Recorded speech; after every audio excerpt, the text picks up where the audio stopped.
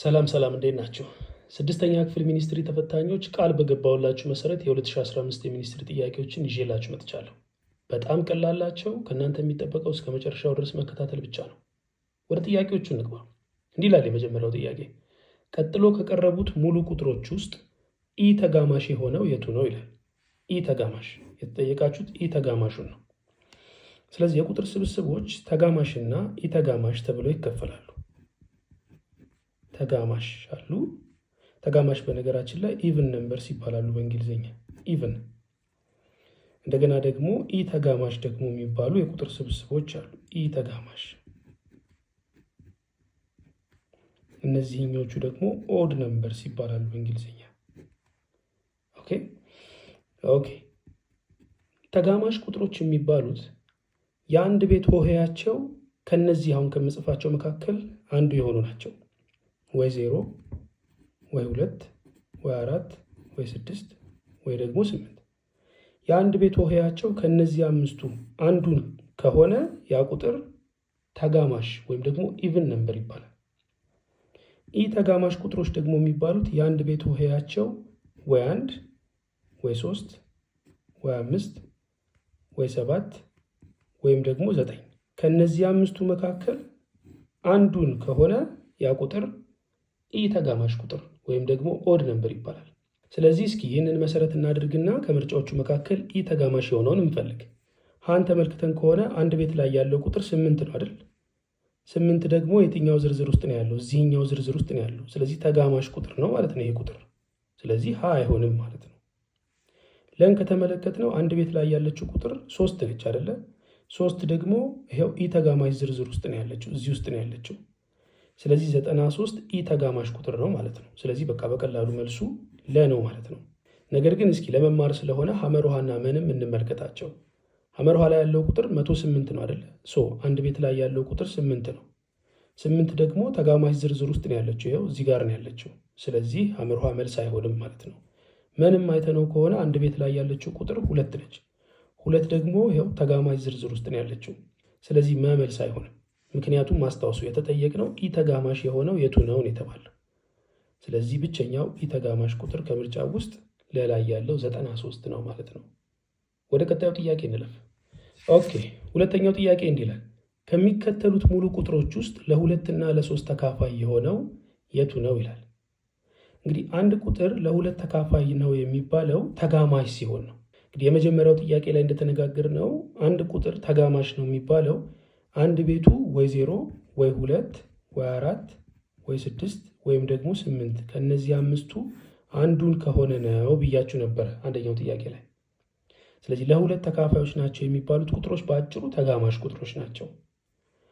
አንድ ቁጥር ለ3 ደግሞ ይካፈላል የሚባለው ቁጥሩ ላይ ያሉት ሆሄያት ሲደመሩ የሚሰጠው ውጤት ለ3 ያለ ቀሪ መካፈል ሲችል ነው። ስለዚህ እነዚህን ሁለት መስፈርቶች እንያዝና እስኪ እነዚህን ቁጥሮች እንመልከታቸው። የትኛው ቁጥር ነው ለ2ም ለ3ም ያለ ቀሪ መካፈል የሚችለው የሚለውን እኔ 123ን አይተን እንደሆነ የአንድ ቤት ሆሄው 3 ነች አይደለ? 3 ደግሞ ተጋማሽ ዝርዝር ውስጥ የለችም፣ ኢ ተጋማሽ ቁጥር ነች። ስለዚህ ለ2 ያለ ቀሪ መካፈል አይችልም ማለት ነው። የመጀመሪያውን መስፈርት ስላላለፈ ሀ መሆን አይችልም። ለጋ መተናል። ለደግሞ 310 ይላል። 310 ላይ አንድ ቤት ላይ ያለችውን ቁጥር ተመልክተናት ከሆነ 0 ነች። ስለዚህ 0 ተጋማሽ ዝርዝር ውስጥ አለች። ስለዚህ ለ2 ያለ ቀሪ መካፈል ይችላል ማለት ነው። የመጀመሪያውን መስፈርት አለፈ። ለ3ስ ግን ያለ ቀሪ መካፈል ይችላል ወይ? ቅድም እንደነገርኳችሁ አንድ ቁጥር ለ3 ያለ ቀሪ ይካፈላል ወይም አይካፈልም የሚለውን የምናጣራው የቁጥሩን ሆሄያት በመደመር ነው። ስለዚህ አሁን ይህ ቁጥር 310 ነው አይደለ? 310ን እንደዚህ እንጻፈው። ሆሄያቱ ሲደመሩ የሚሰጠው ውጤት ለ3 ይካፈላሉ። እሱን እንመልከት እስኪ። ስለዚህ 3 ሲደመር 1 4፣ 4 ሲደመር 0 ራሱ 4 ነው የሚሆነው። ስለዚህ 4 ለ3 ያለ ቀሪ ይካፈላሉ። ኦኬ እሱን እስኪ እናጣራ። 4 ሲካፈል ለ3 ስናደርግ 4 ሲካፈል ለ3 አንድ ጊዜ ይደርሳል። 1 ሲባዛ በ3 3 ይሆናል። 4 ሲቀነስ 3 አንድ ቀሪ ትኖረናለች። ስለዚህ ያለ ቀሪ ለ3 መካፈል አይችልም 4። ያ ማለት 310ም ያለ ቀሪ ለ3 መካፈል አይችልም እና ሁለተኛውን መስፈርት አላለፈም። ስለዚህ መልሱ ለ ሊሆን አይችልም ማለት ነው። ሐመርሃ ጋር መጥተናል። 186 ይላል። 186 ላይ አንድ ቤት ላይ ያለውን ሆሄ ተመልክታችሁት ከሆነ 6 ነው። 6 ደግሞ እዚህ ዝርዝር ውስጥ አለ። ይኸው እዚህ ጋር አለች። ስለዚህ ለ2 ያለ ቀሪ መካፈል ይችላል ማለት ነው፣ ተጋማሽ ቁጥር ስለሆነ የመጀመሪያውን መስፈርት አልፏል ማለት ነው። ለ3ስ ያለ ቀሪ መካፈል ይችላል ወይ? እሱን እስኪ እንመልከት። 186ን ይኸው እንደዚህ እንጻፈው። 186 ራይት።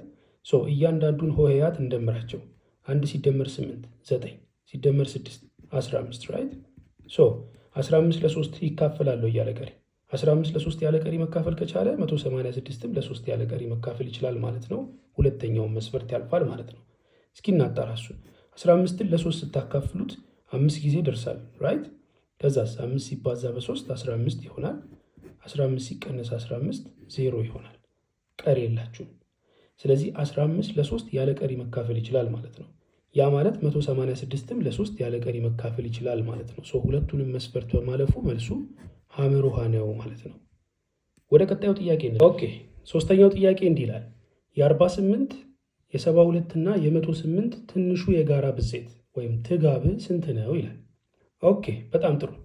ትንሹ የጋራ ብዜት ወይም ትጋብን ለማግኘት ቀላሉ መንገድ አብዢ ዛፍን መጠቀም ነው። 48 ማለት በሁለት ማካፈል እንችላለን አይደል? በሁለት ስናካፍለው 24 ይሰጠናል። 24ንም በሁለት ማካፈል እንችላለን አይደል? በሁለት ስናካፍለው 12 ይሰጠናል። 12ንም በሁለት ማካፈል እንችላለን። በሁለት ስናካፍለው 6 ይሰጠናል። 6ንም በሁለት ማካፈል እንችላለን፣ 3 ይሰጠናል። ጨርሰናል እዚህ ጋር። ምክንያቱም 3 እና 2 ሁለቱም ተተንታኝ ቁጥሮች ሳይሆኑ ብቸኛ ቁጥሮች ስለሆኑ ጨርሰናል ማለት ነው።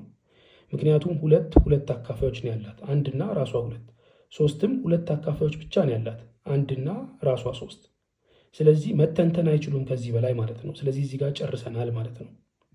ስለዚህ አሁን ብቸኛ ቁጥሮችን ብቻ እንምረጣቸው። 2 ብቸኛ ቁጥር ነች አይደለ? ብቸኛ ቁጥሮቹ ላይ ብቻ እናክበብ እስኪ። 2 የሆኑት ብቸኛ ቁጥሮች ናቸው። እንደገና 3ም ብቸኛ ቁጥር ነች። ሌሎቹ ተተንታኝ ስለሆኑ አንፈልጋቸውም። ስለዚህ አሁን ብቸኛ ቁጥሮችን ብቻ እናባዛቸዋለን ማለት ነው። 2 ሲባዛ 2 ሲባዛ 2 4 ጊዜ ነው አይደል ያለችው? ሲባዛ አድርገን መጨረሻ ላይ 3 አለች። 48ን በዚህ መንገድ ገለጽ ነው ማለት ነው። ማጣራት እንችላለን። 2 ሲባዛ 2 4 ነው።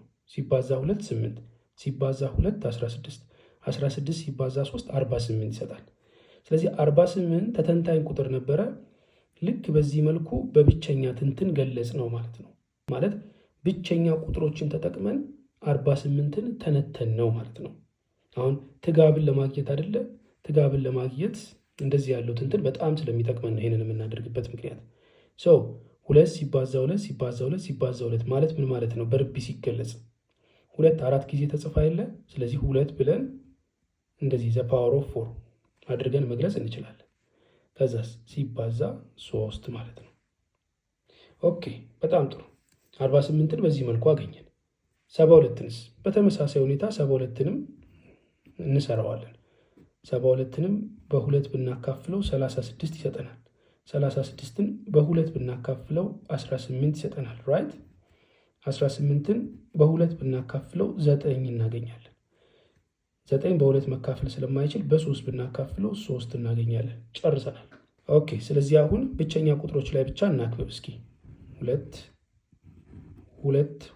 የሆኑት ብቸኛ ቁጥሮች ናቸው። እንደገና 3ም ብቸኛ ቁጥር ስለሆነች 2 እና 3 ላይ እናከባለን። ሌሎቹ ተተንታኝ ቁጥሮች ስለሆኑ ማለት ከ2 በላይ አካፋይ ያላቸው ስለሆኑ ሌሎቹ ላይ አናከብም ማለት ነው።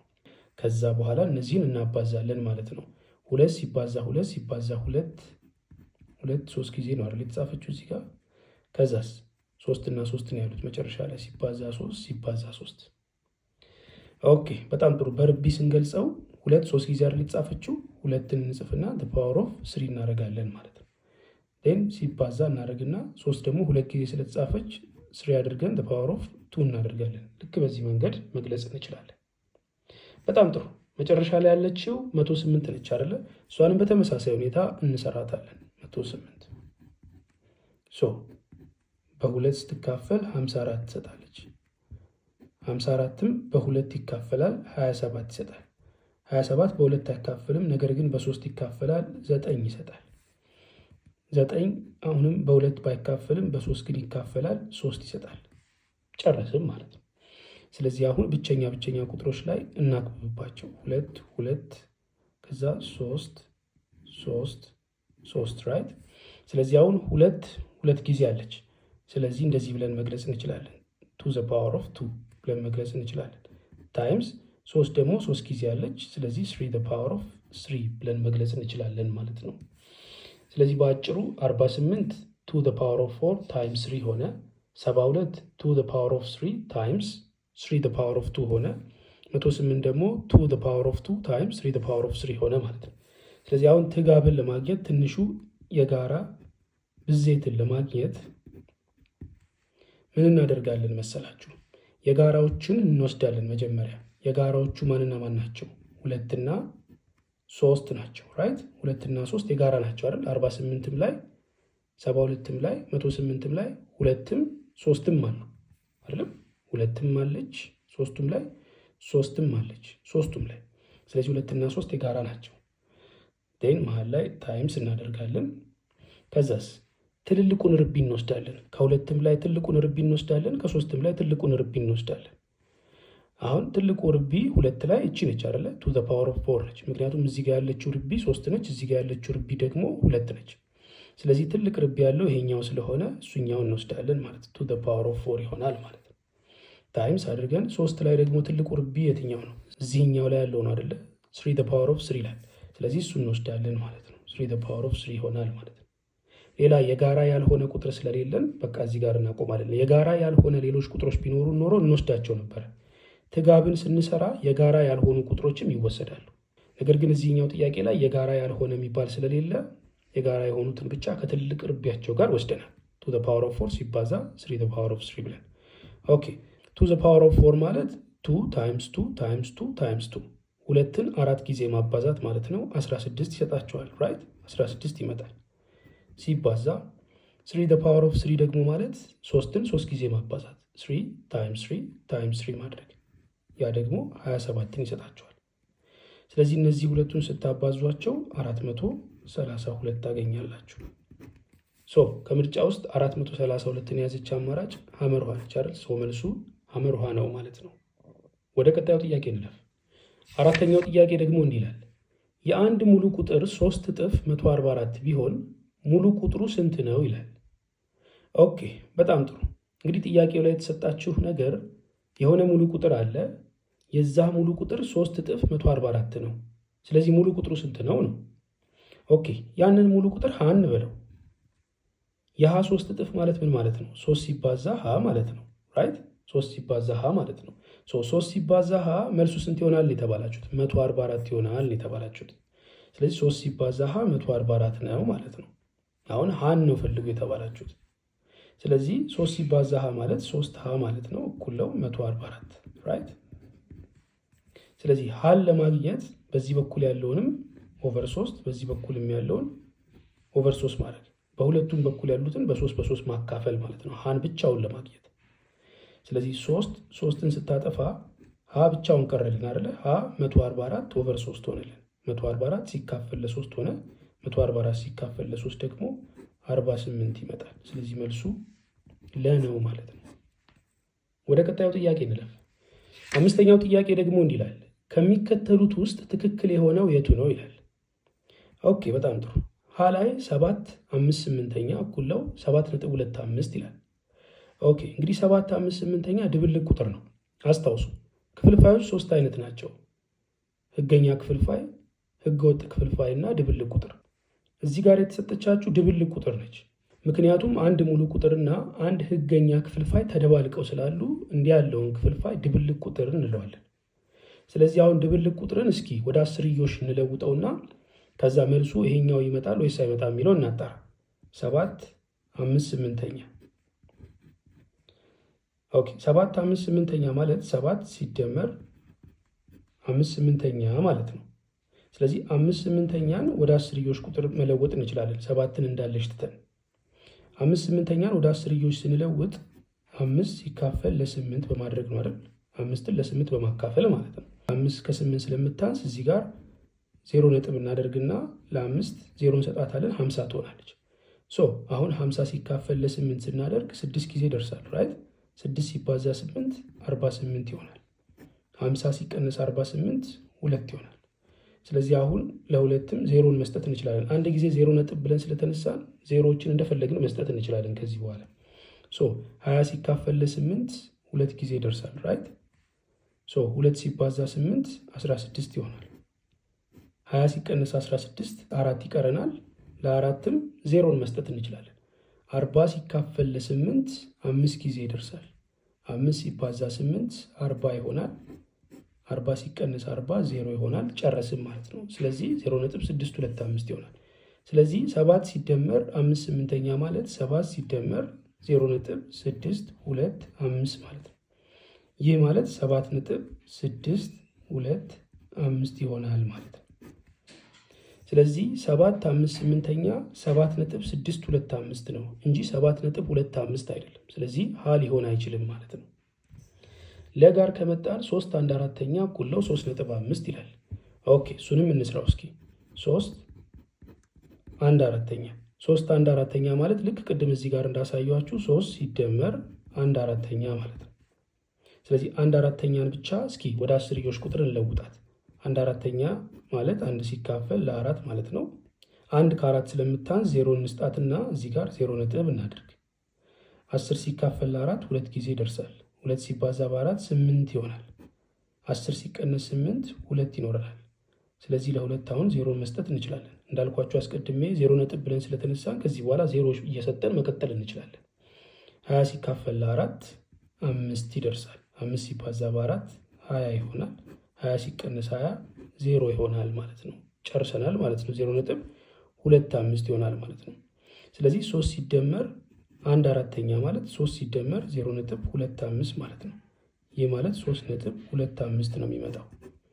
ስለዚህ 3 1/4 3.5 ይላል ምርጫው። መልሱ ግን 3.25 ነው የሚሆነው። ስለዚህ ለም አይሆንም ማለት ነው። ሐመርሃ ደግሞ 17 25ኛ ማለት 0.068 ነው ይላል። ኦኬ እስኪ ይህንንም እንመልከት። 17 25ኛን እናካፍል። ወደ አስርዮሽ ለመለወጥ ክፍልፋዮችን ማካፈል ነው አይደል ያለብን። 17 ሲካፈል ለ25 እናደርጋለን። 17 ሲካፈል ለ25 ስለማይችል 0 እንስጠውና እዚህ ጋር 0 ነጥብ አድርገን እንነሳ። ስለዚህ 170 ሲካፈል ለ25 ይሆናል። 6 ጊዜ ይደርሳል። 6 ሲባዛ 25 150 ራይት። ከዛስ ሲቀናነስ 20 ይቀራቸዋል። 20 አሁን 200 ማድረግ እንችላለን። 200 ሲካፈል ለ25 8 ጊዜ ይደርሳል። 8 ሲባዛ 25 200 ራይት። 200 ሲቀነስ 200 0 ይሆናል። ጨርሰናል ማለት ነው። መልሱ 0.68 ነው ማለት ነው። ስለዚህ አሁን 17 ሲካፈል ለ25 0.68 ነው እንጂ 0.068 አይደለም። ስለዚህ ሐመርሃም መልስ መሆን አይችልም ማለት ነው። የመጨረሻው አማራጭ መ ነው። 12 5ኛ ይላል።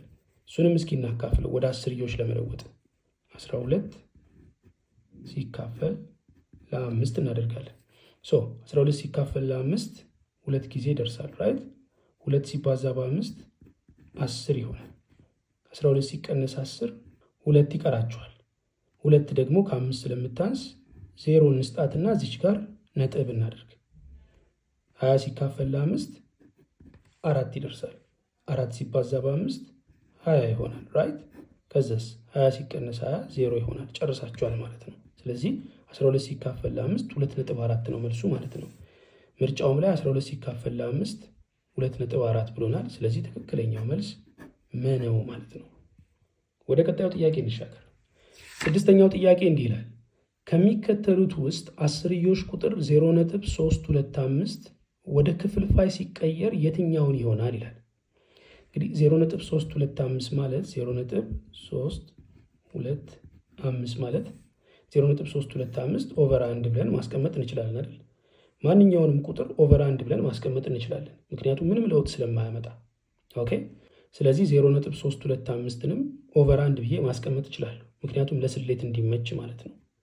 ስለዚህ አሁን 0.325ን በ1000 ማባዛት እችላለሁ ራይት። ነገር ግን 0.325ን በ1000 ሳባዛ አንድንም በ1000 ግዴታ ማባዛት አለብኝ። ለአሉን በሆነ ቁጥር ካባዛው ታህቱንም በራሱ ቁጥር ግዴታ ማባዛት አለብኝ። ይህ ህግ ነው።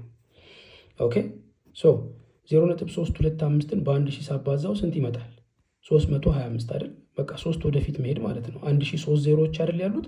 ስለዚህ 3 ወደፊት ትሄዳላችሁ። 3 ወደፊት ስትደርሱ 325 ጋር ትደርሳላችሁ አይደል? ስለዚህ መልሱ 325 ይሆናል። በአንድ ሺህ ለማባዛት የመረጥኩትም ለዛ ነው፣ 325 እንዲመጣልኝ ስለፈለግኩኝ ነው። ኦኬ ኦቨር ከዛ አንድ ደግሞ በአንድ ሺህ ሲባዛ 1000 ይሆናል። ስለዚህ መልሱ 325 ኦቨር 1000 መጣ ማለት ነው። ሶ ከምርጫ ውስጥ 325 ኦቨር 1000 የያዘችው ምርጫ ለነች አይደል? ሶ መልሱ ለ ነው ማለት ነው። ወደ ቀጣዩ ጥያቄ እንለፍ። ኦኬ 7ኛው ጥያቄ እንዲህ ይላል፣ ድብልቅ ቁጥር 1/5 በመቶኛ ሲገለጽ ከሚከተሉት ውስጥ የትኛው ነው ይላል። ኦኬ ይህንን መስራት የምንችልበት ብዙ መንገዶች አሉ። ነገር ግን ቀላሉ መንገድ የቱ መሰላችሁ? 1/5 ማለት ወደ አስርዮሽ እንለውጠው። 1/5 ወደ አስርዮሽ መለወጥ እንችላለን። ነጥለን አንድን እንዳለች ትተን 1/5 ወደ አስርዮሽ እንለውጣት። 1/5 ማለት ቅድምም ሳሳያችሁ እንደነበረው 1 ሲደመር 1/5 ማለት ነው። ስለዚህ 1/5 ለብቻ ወደ አስርዮሽ ስንለውጣት እናካፍላታለን አይደለ? 1 ሲካፈል ለ5 እናደርጋለን ማለት ነው። ሶ 1 ከ5 ስለምታንስ 0 እንስጣት፣ 10 እናደርጋት። አንድን 10 ስናደርጋት ግን እዚህ ጋር 0 ነጥብ ማድረግን መርሳት የለብንም። ሶ 10 ሲካፈል ለ5 2 ይሆናል። 2 ሲባዛ በ5 10 ይሆናል። 10 ሲቀንስ 10 0 ይሆናል። ጨርሰናል። ስለዚህ መልሱ 0.2 ሆነ ማለት ነው። ስለዚህ 1 ሲደመር 1/5 ማለት 1 ሲደመር 0.2 ማለት ነው። ያ ማለት 1.2 ማለት ነው። ስለዚህ 1.2ን በመቶኛ ወይም በፐርሰንት ለመግለጽ በ100% ማባዛት ብቻ ነው ከኛ የሚጠበቀው። ስለዚህ 1.2 በመቶ ሲባዛ 1.2 አይደለ? 2 ወደፊት መሄድ ነው። ምክንያቱም 100 2 ዜሮች አይደል ያሉት? 2 ወደፊት ስንሄድ 1 ስንሄድ 12 ጋር እንደርሳለን። 1 ስንጨምር ደግሞ 120 ጋር እንደርሳለን። 1 ስንጨምር ያው 0 ስለምንጨምርበት 120 ጋር እንደርሳለን። ስለዚህ መልሱ 120% ይሆናል ማለት ነው። ኦኬ ስለዚህ ከምርጫ ውስጥ 120% የያዘች አማራጭ መነች አይደል? መልሱ መነው ማለት ነው። ወደ ቀጣዩ ጥያቄ እንለፍ። 8ኛው ጥያቄ ደግሞ እንዲህ ይላል፣ ከሚከተሉት ውስጥ ትክክል ያልሆነው የቱ ነው ይላል። ኦኬ ሀ ላይ 2/5 ማለት 0.4 ነው ይላል። ኦኬ እስኪ እንየው 2/5 0.4 ነው ወይስ አይደለም የሚለውን ለማጣራት 2ን ለ5 ማካፈል ነው አይደል? 2/5 ክፍልፋይ ነው። ወደ አስርዮሽ ለመለወጥ ማካፈል ነው። 2 ሲካፈል ለ5 ስናደርግ 2 ከ5 ስለምታንስ 20 እናደርጋት። ሶ ይህንን 20 ካደረግን ላይ 0 ነጥብ ማድረግ አለብን። ስለዚህ 20 ሲካፈል ለ5 4 ጊዜ ይደርሳል። 4 ሲባዛ በ5 20 ይሆናል። 20 ሲቀንስ 20 0 ይሆናል። ጨርሰናል ማለት ነው። 0.4 ነው መልሱ። ስለዚህ 2/5 ማለት 0.4 ነው የተባለው ትክክል ነው። ጥያቄው ትክክል ያልሆነው የቱ ነው ነው የሚለው። ስለዚህ 20 አይሆንም ማለት ነው። ለደግሞ 4/5 ከ0.5 ይበልጣል እያላችሁ ነው። 4/5 እናካፍለው እስኪ። 4/5 ማለት ይኸው ልክ እንደዚህ ይካፈላል። 4 ከ5 ስለምታንስ 40 እናድርጋትና ላይ 0 ነጥብ እናደርግ። 40 ሲካፈል ለ5 8 ጊዜ ይደርሳል። 8 ሲባዛ በ5 40 ይሆናል። 40 ሲቀንስ 40 0 ይኖረናል። ስለዚህ ጨረሰን። 4/5 ማለት 0.8 ማለት ነው። 0.8 ደግሞ ከ0.5 ይበልጣል አይደል? ስለዚህ ለትክክል ነው ማለት ነው። አስታውሱ ጥያቄው ትክክል ያልሆነው የቱ ነው ነው። አመርሃ ጋር መጥተናል።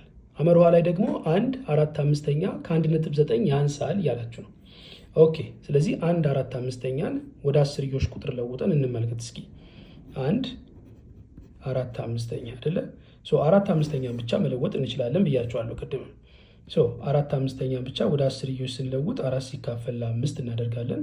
4 ሲካፈል ለ5 እናደርግ 4 ከ5 ስለምታንስ 40 እናደርጋትና ከላይ 0 ነጥብ እናደርግ። 40 ሲካፈል ለ5 8 ጊዜ ይደርሳል። 8 ሲባዛ በ8 40 ይሆናል። 40 ሲቀንስ 40 0 ይሆናል። ጨርሳችኋል። 0.8 ነው። ስለዚህ 1/4/5 ማለት 1 ሲደመር 0.8 ማለት ነው። 1 ሲደመር 0.8 ደግሞ 1.8 ነው። ራይት 1.8 ነው። ስለዚህ 1.8 ከ1.9 ያንሳል እያላችሁ ነው። ትክክል ነው ይሄ። ኦኬ መላይ መተናል። መ ደግሞ 7.4 ከ7 2/5 ይበልጣል እያላችሁ ነው። ስለዚህ 7 2/5 ወደ አስርዮሽ እንቀይረው። 7 2/5 አይደል? 7ን እንተወውና 2/5 ብቻ ወደ አስርዮሽ እንቀይራት። 2/5 ማለት 2 ሲካፈል ለ5 ማለት ነው። 2 ከ5 ስለምታንስ 0 እንስጣትና ለ2 20 እናርጋት። ለ2 0 ስንሰጥ ላይ ደግሞ 0 ነጥብ ማድረግ አንርሳ። ስለዚህ 20 ሲካፈል ለ5 4 ይሆናል። ራይት 4 ሲባዛ በ5 20 ይሰጠናል። 20 ሲቀንስ 20 0 ይሆናል። ጨርሰናል ማለት ነው። 0.4 ነው መልሱ። 7 2/5 ማለት 7 ሲደመር 0.4 ማለት ነው። 7.4 ማለት ነው አይደል? 7.4። ስለዚህ ምንድን ነው ያለው? 7.4 ይበልጣል ከ7 2/5 ማለት ነው ብሎናል። ይሄኛውን ግን ስንሰራው 7.4 መጥቶልናል። ስለዚህ 7.4 ይበልጣል ከ7.4 እያላችሁ ነው። ነገር ግን 7.4 እና 7.4 አይበላለጡም፣ እኩል ናቸው። ስለዚህ ትክክል አይደለም ማለት ነው። ስለዚህ ነው መልሱ ማለት ነው። ወደ ቀጣዩ ጥያቄ እንለፍ። ኦኬ 9ኛው ጥያቄ ላይ ደርሰናል። እንዲህ ይላል 9ኛው ጥያቄ። ታደሰ የ6ኛ ክፍል ተማሪ ነው። ታደሰ ከቀረቡለት 30 የሂሳብ ጥያቄዎች ውስጥ 18ቱን ቢመልስ የመለሳቸው ጥያቄዎች ብዛት በመቶኛ ስንት ነው ይላቸዋል። ኦኬ በጣም ጥሩ። እንግዲህ የጥያቄዎቹ ብዛት አጠቃላይ 30 ናቸው አይደለ? ስለዚህ አጠቃላዩን ጥያቄ ዲኖሚኔተር ወይም ታህት አድርጉት። ይኸው ከዛ ደግሞ ከ30ው ጥያቄዎች ውስጥ የመለሰው 18ቱን ነው ተብላችኋል። ይኸው 18ቱን መልሷል ተብላችኋል። ስለዚህ 18ቱን ደግሞ ላዕል አድርጉት። 18ን ወይም ኒውመሬተር አድርጉት። በእንግሊዝኛ ላዕልና ታህት ኒውመሬተር እና ዲኖሚኔተር ይባላሉ። ኦኬ ስለዚህ አሁን 18 30ኛ ነው ማለት ነው የመለሰው በክፍልፋይ ሲገለጽ። ይህንን በክፍልፋይ የተገለጸውን በመቶኛ ለመግለጽ በ100% ማባዛት ብቻ ነው ከእናንተ የሚጠበቀው። ኦኬ ከዛስ በ100% ስታባዙ እቺ 0 እቺን 0 ታጠፋለች። ስለዚህ 18 ሲካፈል ለ3 ደግሞ 6 ይመጣል። ራይት 6 ይሆናል። ስለዚህ 6 ሲባዛ በ10% ቀረን ማለት ነው። 6 ሲባዛ በ10% 60% ይሆናል መልሱ ማለት ነው።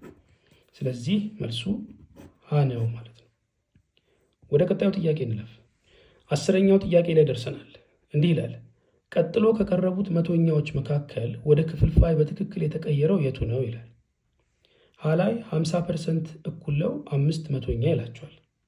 ኦኬ መቶኛዎችን ወደ ክፍልፋይ የምንለውጣቸው እንዴት ነው? መቶኛዎችን ወደ ክፍልፋይ ለመለወጥ በቃ ማካፈል ብቻ ነው። መቶኛ ማለት ይኸውላችሁ ለምሳሌ 2% ማለት 2 ሲካፈል ለ100 2/100 ማለት ነው። መቶኛ ወይም ፐርሰንት ማለት ይህ ነው። ስለዚህ 50% ማለት ምን ማለት ነው? ሀላ ያለችው አማራጭ 50% ነች አይደል? 50% ማለት 50 መቶኛ ማለት ነው። ኦኬ ስለዚህ አሁን እዚህ ጋር 50% እኩል ነው 5 መቶኛ ይላቸዋል። ስለዚህ ይሄ ስህተት ነው ማለት ነው። ጥያቄው በትክክል የተቀየረው የቱ ነው የሚላችሁ። ስለዚህ ትክክለኛውን ነው የምትፈልጉት። 50% ግን 50 መቶኛ እንጂ 5 መቶኛ አይደለም። ስለዚህ ሀ ትክክል አይደለም። ለን ተመልክተን ከሆነ 6.7% እኩል ነው 67 መቶኛ ነው ይላቸዋል። ኦኬ 6.7% ማለት 6.7 ኦቨር 100 ማለት ነው አይደል? ነገር ግን ምርጫው ላይ ምንድን ነው የሚላችሁ? 6.7% እኩል ነው 67 መቶኛ ነው የሚላችሁ። ነገር ግን 6.7 መቶኛ ነው 6.7% ማለት። ስለዚህ ለም አይሆንም ማለት ነው። አምርሃ ጋር ከመጣን 5.2% እኩል ነው 52 አንድ ሺኛ ነው ይላቸዋል። ኦኬ እሱንም እንመልከት እስኪ። 5.2% ማለት 5.2 ኦቨር 100 ማለት ነው። ይሄ በመቶኛ ሲገለጽ ነው። በሺኛ እንግለጸው ከተባለ ደግሞ የላይኛውንም የታችኛውንም በ10 ማባዛት ነው አይደል? ቀላል ነው በጣም ማለት ታህቱን ከ100 ወደ 1000 ለመቀየር በ10 ነው የምናባዛው። ስለዚህ ታህቱን በ10 ካባዛን ደግሞ ለአሉንም ግዴታ በ10 እናባዛለን። ስለዚህ 5.2 ሲባዛ በ10 ስንት ነው የመጣው? አንድ ወደፊት መሄድ ነው አይደለ? ምክንያቱም 10 1 0 ስላላት አንድ ወደፊት ነው የምንሄደው። አንድ ወደፊት ስንሄድ 52 ይሆናል ማለት ነው። የስረኛው ደግሞ 1000 ይሆናል። ስለዚህ 5.2% ማለት 52 አንድ ሺኛ ነው ማለት ነው። ምርጫውም ሀመርሃ 5.2% ማለት 52 አንድ ሺኛ ነው ስለሚል ትክክለኛው ምርጫ ሀመርሃ ነው ማለት ነው። ወደ ቀጣዩ ጥያቄ እንለፍ።